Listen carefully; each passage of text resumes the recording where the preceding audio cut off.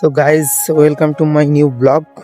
এই first time কি বলবো জানি না। ও ভোর থেকেই ঘুম ভেঙে গেছে, কি করব ভাবছিলাম। ভাবতে ভাবতে আমাদের এই ফিশারিতে চলে এসেছি। এই দেখো এখনো সকাল, কেউ নেই। তো তোমাদের কিছু দেখাই, চলো সূর্যটাকে একটু ফিল করো।